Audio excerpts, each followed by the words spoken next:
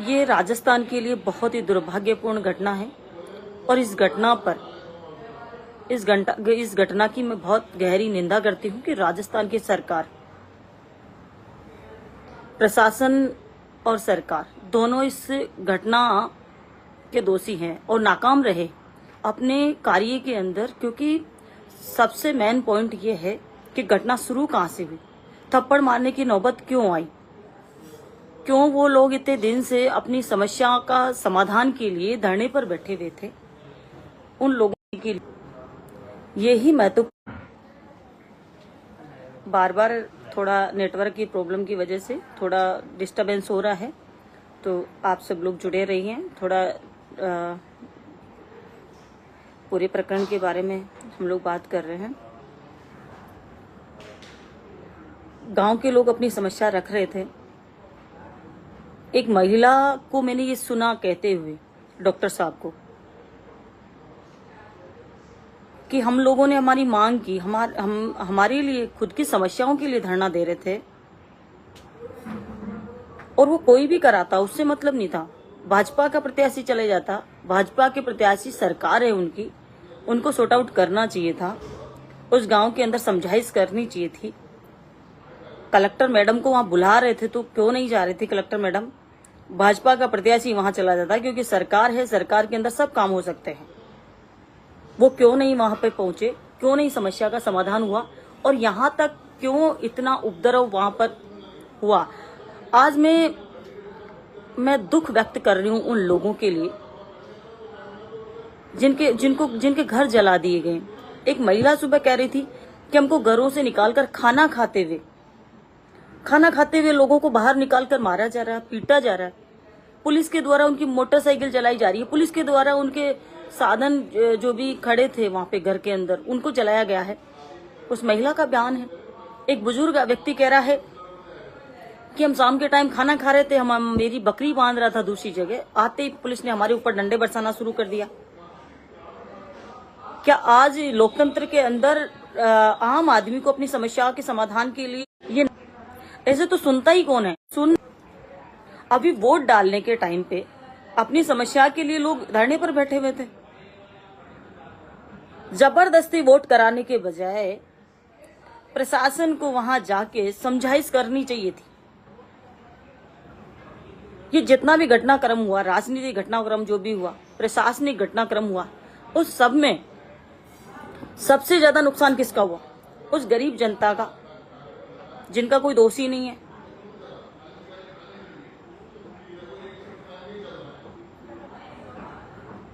उनको क्या पता था कि इतना सारा नुकसान हमको झेलना पड़ेगा? लोकतंत्र में अपनी अपनी लड़ाई सब लड़ते हैं,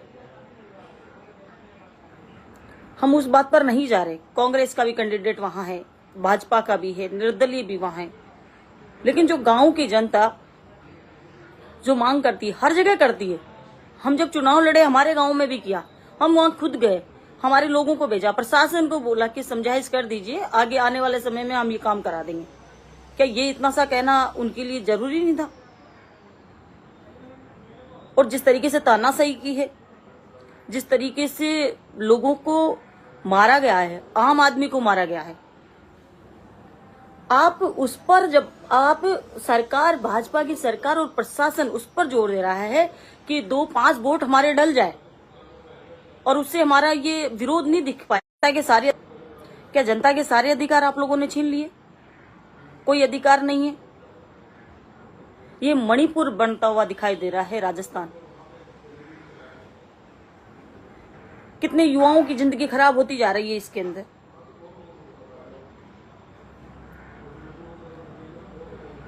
माना कि किसी नेता के पक्ष में युवा है, लेकिन ऐसा कुछ नहीं होता। समझाइश करने पर सब समझ सकते हैं, लेकिन आप सीधा वोट डलाने का प्रयास करोगे, सीधा आप। और अभी मैंने उनका जो चौधरी हैं, हमारे एसडीएम है वहां, जिनके साथ घटना हुई, उनका भी वीडियो मैं सुन रही थी। उन्होंने स्पष्ट कहा है कि कलेक्टर मैडम ने मुझे कहा है कि तुम जाइए और 2-4-5 वोट डलवा दीजिए। उन्होंने स्पष्ट किया है इस बात को। तो ऐसा क्यों? कलेक्टर मैडम को और एसडीएम मैडम को वहां पहुंच, कलेक्टर मैडम को और एसडीएम को और जो भी जिम्मेदार वहां पे अधिकारी थे या सरकार के नुमाइंदे जो भी थे, उनको वहां पहुंच कर उनको समझाइश कर कर भी वोट डला सकते थे। जोर जबरदस्ती करना जरूरी नहीं था वहां पे। और ये आप सबको पता था कि जोर जबरदस्ती करने से कोई भी घटना घटित हो सकती है, लेकिन उसके बावजूद भी आपने ये किया।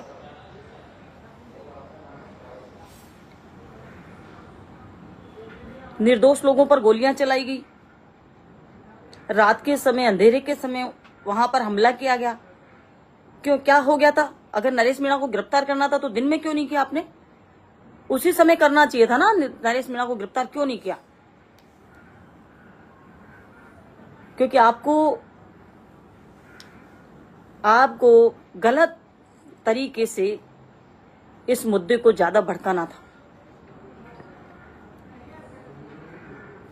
जब भी बड़ी घटनाएं होती है प्रदेशों के अंदर, जब इसी तरीके से मिसमैनेजमेंट प्रशासन का और सरकार का, सबसे महत्वपूर्ण सरकार और प्रशासन का मिसमैनेजमेंट की वजह से ये घटनाएं घटित होती है।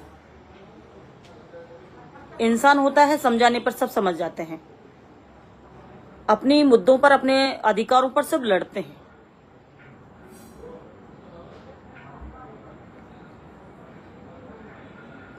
ये राजस्थान की जनता देख रही है किस तरीके की तानाशाही प्रशासन की चल रही है, किस तरीके से निर्दोष लोगों को भी मारा गया है वहां पे।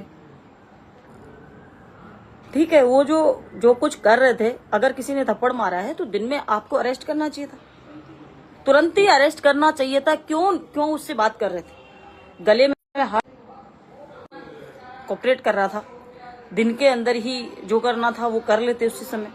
रात के अंधेरे में करने का कोई मतलब नहीं होता, उससे दोषी और निर्दोष का कोई पता नहीं चलता।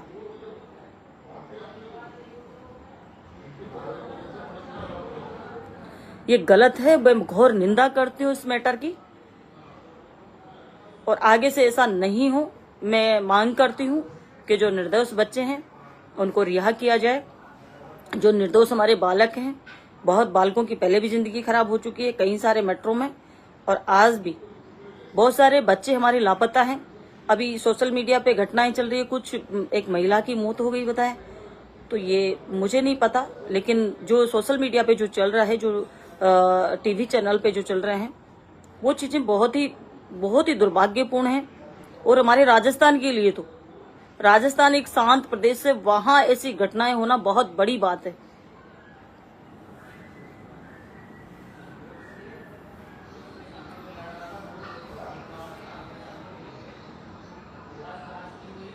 सरकार के मंत्री, सरकार के मुख्यमंत्री कभी कुछ बोलते हैं, कभी कुछ बोलते हैं।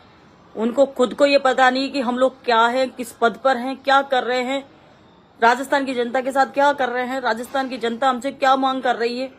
किसी को कोई पता नहीं है कि पावर है, पावर से लोगों की गाड़ियां जलाओ, लोगों के घर जलाओ, लोगों के ऊपर गोलीबारी करो, पर लोगों की समस्याओं को नहीं सुनना है।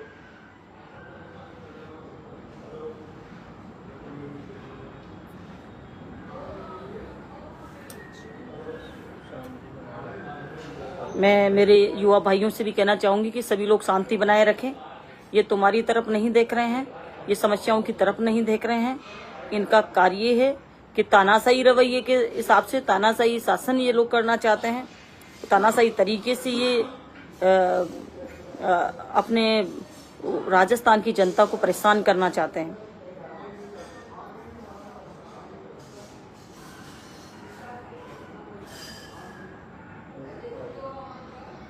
अब सारी चीज क्लियर हो गई है। जैसा अभी मैंने सुना, एसडीएम का बयान सुनने के बाद मैंने लाइव आने का निर्णय लिया है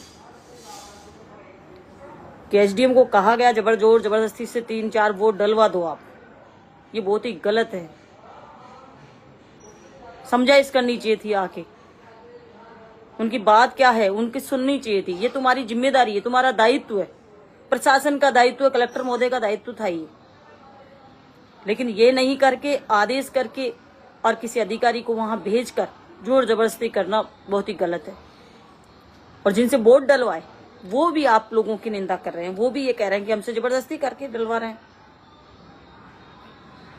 जो जो इस प्रकरण में दोषी है उन सबके ऊपर कार्रवाई होनी चाहिए, चाहे फिर सरकार के प्रशासनिक अधिकारी हो, चाहे सरकार के लोग हों, चाहे फिर कोई अन्य। एक तरफा कार्रवाई का कोई महत्व नहीं बनता है।